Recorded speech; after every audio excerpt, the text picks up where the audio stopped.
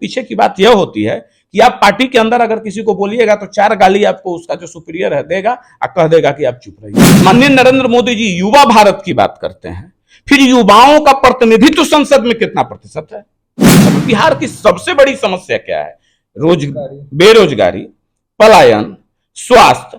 तो इन क्षेत्रों, शिक्षा, इन क्षेत्रों के लिए डेडिकेटेड फंड बनाना होगा, दम बदल देना है। अब बिहार को बदल देना है और बिहार के मेन पिक्चर में वैसे युवा को, वैसे परिवार के बेटे बेटियों को, वैसे भाई बहनों को, महिलाओं को लाकर खड़ा कर देना है जिन्हें अभी तक ABCD Z भी राजनीति का मालूम नहीं है। मोबाइल यूज करते हैं, इस मोबाइल में 1000 रुपया महीना का अगर पैक डलवा लें तो 3 महीने तक आप अनलिमिटेड इंटरनेट, अनलिमिटेड कॉलिंग सब करते हैं। फिर क्यों दिया जाता है विधायक सांसदों को 10,000, 20,000, 25,000, 30,000 इसके नाम पे? 1000 रुपया में जहां काम हो सकता है। ये विधायक और सांसद एक एक सीट से 6-6, 7-7 बार जीतते हैं। क्यों? इनके लिए वो सीट निर्धारित क्यों नहीं होती है कि भाई आप 1 से 2 बार जीतिए, रास्ता खाली कीजिए, नए लोगों को मौका दीजिए। सामान्य परिवार, किसान के, गरीब के, दबे के, कुचले के, वंचितों के परिवार को लाकर यहां मेन स्ट्रीम में खड़ा कर दें। नमस्कार, आप देख रहे हैं द बिहार टीवी। जैसा कि आप लोगों को पता है कि अभी जो भारत देश में है, खासकर बिहार में जो चुनावी आंधी चल रही है, उसी आंधी में एक चीज बहुत यूनिक सा देखने को मिला है। जैसे कि हमारे साथ जो शख्स मौजूद है उनका नाम अमित सिंह है और ये पहले जदयू में थे, लेकिन अभी कुछ दिन पहले इन्होंने अपनी एक पार्टी बनाई है और इस पार्टी का मुख्य उद्देश्य क्या है और ये पार्टी इनको क्यों बनाना पड़ा, इस बारे में आइए हम इनसे बात करते हैं। सबसे पहले आपका नमस्कार है सर। बहुत बहुत धन्यवाद। ये सबसे पहले तो हमने आपको जब भी देखा है जदयू कार्यकर्ता के रूप में देखा है, तो अचानक से ऐसी कौन विषय आ गया ऐसा कि आपको अपनी पार्टी बनानी पड़ी? नहीं, देखिए, ये कहानी, ये सफ़र जो प्रारंभ होता है तो सबसे पहले जनता दल यू में थे और बहुत लंबे कालों से थे, जदयू में थे। माननीय मुख्यमंत्री जी के सानिध्य में हमने सीखा, राजनीतिक की पाठशाला हमारी रही है। उसके बाद कुछ राजनीतिक कारणों से हम पार्टी से अलग हुए थे RCP सिंह जी के साथ, लेकिन जिस मकसद से उसके बाद जो रास्ता तय किया गया तो उसमें युवा हित की बात नहीं हो रही थी, या जो वर्तमान जरूरत है, राजनीतिक भ्रष्टाचार को मिटाना, वर्तमान राजनीतिक परिदृश्य को बदलना, युवाओं को उनके हिस्सेदारी के अनुपात में राजनीतिक हक दिलाना, तो इन मुद्दों पे चर्चा करने वाला कोई नहीं था और कमोबेश बहुत विडंबना भरी स्थिति बनती जा रही थी। तब हम साथियों से जब बात किए, चूंकि संगठन में रहे हैं और संगठन को देखे हैं, चलाए हैं, तो जब बात किए तो सभी साथियों का ये राय हुआ दबे जुबान से ही, चूंकि पार्टी बनाने कोई साधारण बात थी नहीं और हम भी बहुत साधारण आदमी हैं, तो बोला कि सर पार्टी बनती तो अच्छी बात होती, लेकिन पार्टी बनी नहीं और अंततः रामचंद्र बाबू तो चले गए बीजेपी में, लेकिन हम लोगों ने निर्णय किया कि हम लोग बीजेपी के साथ नहीं जाएंगे, क्योंकि युवाओं का हक और युवा की आवाज भी वहां दब रही थी। तो इसी कारण से पार्टी बनाई गई ताकि युवाओं को अपनी बात रखने के लिए एक अपना प्लेटफॉर्म मिल सके, एक वैसा घर मिल सके जिसमें बेरोक टोक वो अपनी बात को रख सकें। ऐसा ना कहा जाए जैसे आम पार्टियों में होता है कि भाई आप कोई अगर बात कहनी है तो आप पार्टी के फोरम पे कहिए। अरे वो क्या होता है पार्टी का फोरम, जहां यह स्वतंत्रता नहीं है। इस देश का संविधान, बाबा साहब का संविधान हमको यह स्वतंत्रता देता है, यह मौलिक अधिकार देता है कि हम अपनी बात को, सही बात को, देश हित की बात को, राज्य हित की बात को, जनहित की बात को कहीं भी रख सकते हैं। तो फिर ये पार्टियों के अंदर कौन सा ऐसा लोकतंत्र है जिसमें कहा जाता है कि जो भी व्यक्ति मुखर होते हैं तो आप पार्टी फोरम में बात रखिए? यानी इसके पीछे की बात आप नहीं जानते हैं। पीछे की बात यह होती है कि आप पार्टी के अंदर अगर किसी को बोलिएगा तो 4 गाली आपको उसका जो सुपीरियर है देगा और कह देगा कि आप चुप रहिए, बात मत उठाइए। इसमें अपने वो वोट बैंक का नफा नुकसान देखते हैं। तो इन्हीं सब कारणों से इस पार्टी का निर्माण। जैसा कि हमने देखा, आए दिन जब भी आप लोगों से मिल रहे हैं जाके, तो आप वहां पे किसानों की बात करते हैं, युवाओं की बात करते हैं, और जहां पे आज तक जो राजनीतिक रोटियां जो चली हैं बिहार में, वो कहीं ना कहीं जात पात को लेके, धर्म विवाद को लेके, तो आपको क्या लगता है युवा जागरूक हो पाएंगे? आपके साथ जुड़ रहे हैं?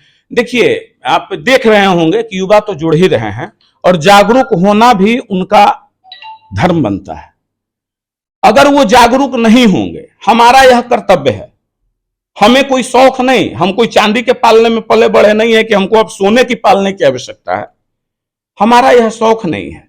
हमारा बस इतना कर्तव्य है, एक देश का नागरिक होने के नाते, इस पृथ्वी पे जन्म लिए हैं तो एक मनुष्य होने के नाते, पढ़े लिखे हैं तो पढ़े लिखे युवा होने के नाते अपने साथियों को बताएं कि आपका हक कैसे मारा जाता है।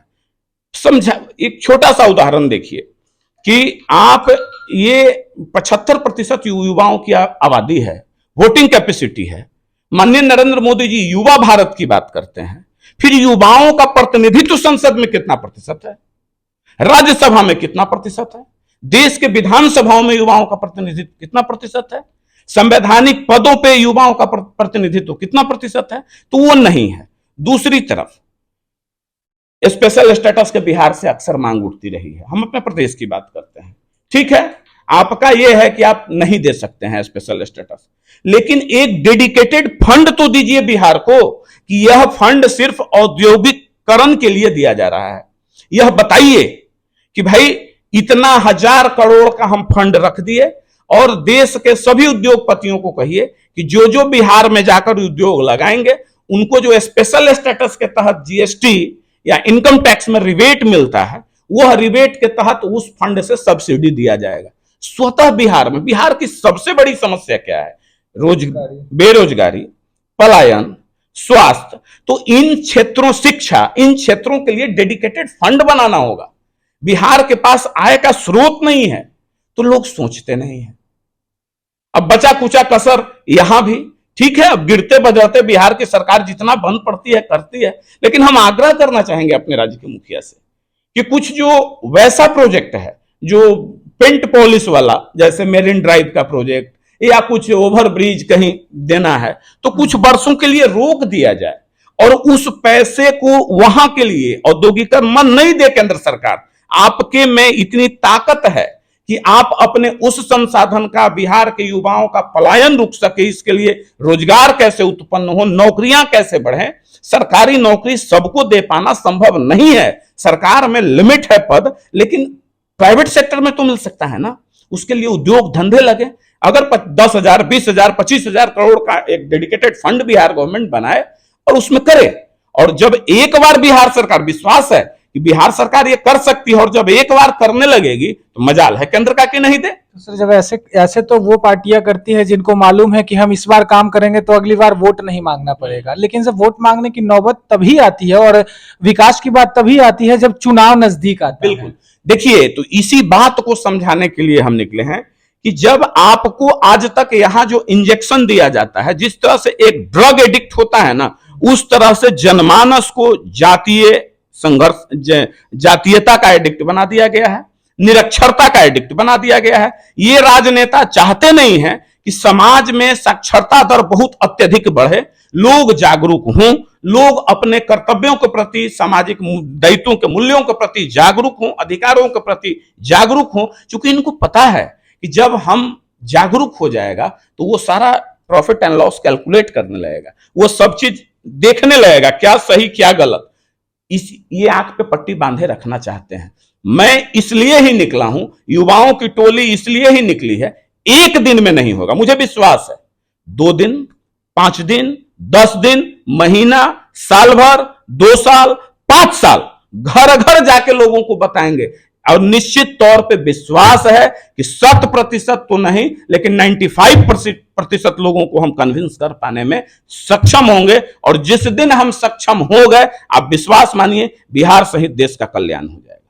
मतलब आप जिस रास्ते पे चल पड़े हैं, आपकी पेशेंस लेवल भी बहुत ज्यादा है और आपने सोच लिया है कि अब बिहार को बदल देना है। एकदम बदल देना है, अब बिहार को बदल देना है। और बिहार के मेन पिक्चर में वैसे युवा को, वैसे परिवार के बेटे बेटियों को, वैसे भाई बहनों को, महिलाओं को लाकर खड़ा कर देना है जिन्हें अभी तक ABCD भी राजनीति का मालूम नहीं है, जिनको अधिकार के बारे में जानकारी नहीं है। सामान्य परिवार, किसान के, गरीब के, दबे के, कुचले के, वंचितों के परिवार को लाकर यहां मेन स्ट्रीम में खड़ा कर देंगे। जब वो सामने खड़े हो जाएंगे सीना तान के, जिस दिन ना, विश्वास मान लीजिए परिवर्तन होगा। वो परिवर्तन की हम भाषा नहीं पढ़ते, हम हनुमान चालीसा हम नहीं पढ़ रहे हैं, हम पढ़ रहे हैं विकास चालीसा। और उसके लिए ब्लूप्रिंट देंगे, लोगों को बताएंगे, विजन बताएंगे कि कैसे होगा, कहां आपको अपनी भागीदारी लेनी होगी। जहां आप अपनी भागीदारी लेंगे वहां सब होगा, अन्यथा ये लोग कोई सुध लेने वाले हैं? कोई लोग हैं सुध लेने वाले? आज बताइए, अब वर्तमान राजनीति में 2 मिनट हम आपको बता दें कि अभी क्या होता है। केंद्र सरकार गैस का मूल्य बढ़ा दे, ये कर दे, वो कर दे, तो जो केंद्र में अभी है या जो विपक्ष में है एक दूसरे का सिलेंडर माथ पे लेके घूमने लगेंगे, तरह तरह का प्रचार प्रोपेगेंडा करते हैं। क्या कभी केंद्र से लेकर राज्य पूरे हिंदुस्तान में कोई सरकारें ऐसी हैं जब माननीय सांसदों का, माननीय राज्यसभा सदस्यों का, माननीय विधायकों का, माननीय विधान परिषदों का सदस्यों का वेतन और भत्ता बढ़ाने की बात जब आती है तो कहीं कोई विरोध नहीं होता है, एक सुर में ताली बजाकर और सब पास कर देते हैं चुपचाप। कभी कोई पार्टियां आज तक कही कि नहीं, बिहार जैसे गरीब प्रदेश में, हिंदुस्तान जैसे कर्ज धारक देश में नहीं बढ़ना चाहिए सांसदों विधायकों का वेतन? क्यों? आप और हम मोबाइल यूज करते हैं, इस मोबाइल में 1000 रुपया महीना का अगर पैक डलवा लें तो 3 महीने तक आप अनलिमिटेड इंटरनेट, अनलिमिटेड कॉलिंग सब करते हैं। फिर क्यों दिया जाता है विधायक सांसदों को 10,000, 20,000, 25,000, 30,000 इसके नाम पे? 1000 रुपया में जहां काम हो सकता है। ये विधायक और सांसद एक एक सीट से 6-6, 7-7 बार जीतते हैं। क्यों? इनके लिए वो सीट निर्धारित क्यों नहीं होती है कि भाई आप 1 से 2 बार जीतिए, रास्ता खाली कीजिए, नए लोगों को मौका दीजिए? तो ये तो राजनीतिक कार्यकर्ताओं के पॉलिटिकल हत्या भी करते हैं। क्यों नहीं विधायकों सांसदों का रिटायरमेंट का उम्र फिक्स है? होना चाहिए कि नहीं होना चाहिए? चतुर्थ वर्गीय कर्मचारी से लेकर सुप्रीम कोर्ट के जस्टिस तक का उम्र रिटायरमेंट का फिक्स है, तो इनका एज क्यों नहीं फिक्स होना चाहिए? तो मैं इन्हीं मुद्दों को लेकर जनता के बीच जा रहा हूं और जाऊंगा, निरंतर लगा रहूंगा जब तक कि जनता जागृत नहीं हो जाए। हमें चुनाव लड़ने की कोई लालसा नहीं है, हमें मंत्री विधायक बनने की लालसा नहीं है, लेकिन हां, हमारे दल की यह लालसा अवश्य है कि हम वैसे युवा, वैसे हमारे युवा भाई बहन जिनका कोई आर्थिक साम्राज्य नहीं है, जो चांदी के पालने में पले बढ़े नहीं हैं, जो जाति के ठेकेदार नहीं हैं, उनको चुनाव लड़वाएं और उस सदन तक भेज दें। और जिस दिन सदन से, लोकसभा से लेकर विधानसभा तक 75% युवाओं की भागीदारी सुनिश्चित हो जाएगी, उस दिन यह दल मान लेगा कि हमारा जीना, हमारा जन्म लेना, हमारा काम करना सफल हो गया, और इसको सफल कर कर रहेंगे कर्म के बदौलत। जाते जाते युवाओं से क्या कहिएगा? युवाओं से हमारा बस एक ही प्रार्थना है, तरह तरह की बात आपसे करेंगे लोग, हर तरह की बात। अमुक जाति के हैं, ये अमुक पार्टी के फेवर में हैं, इसके खिलाफ हैं, कोई कहेगा नीतीश कुमार जी के फेवर के आदमी हैं, तो कोई कहेगा बीजेपी के ये खिलाफ के आदमी हैं, तरह तरह की बात करेगा। लेकिन आप हमारी बातों पे गौर कीजिएगा। हम जो बात कह रहे हैं अगर इसमें तनिक भी लिप्सा रहे तो आप बताइएगा, लेकिन मत बंटिएगा जात पात, ऊंच नीच, धर्म में। पहले अपनी विकास के लिए स्वार्थी बन जाइए, अपना मत वहीं डालिए जहां आपका विकास होता हो, जो आपकी विकास की बात करता हो, जो आपकी हक की बात करता हो। बस जिस दिन 75% आप अपनी हिस्सेदारी तय कर लीजिएगा, उसके बाद आपको जो करना हो करते रहिए। जैसा कि हमारे साथ अभी युवा समृद्धि दल के राष्ट्रीय अध्यक्ष, ये भी कह सकते हैं कि इस पार्टी के नींव रखने वाले अमित सिंह जी मौजूद थे और इन्होंने युवा को जागरूक करने वाली बात बताई और बिहार को कैसे आगे बढ़ाया जाए इस मुद्दों पे इन्होंने अपनी राय रखी है और इनकी पार्टी का मुख्य उद्देश्य क्या है ये इन्होंने रखा है आम जनता के पास। बाकी आप लोगों को जैसा भी लगता है कमेंट बॉक्स में जरूर बताइएगा और हमारे साथ जुड़े रहने के लिए देखते रहिए द बिहार टीवी। जय हिंद। जय।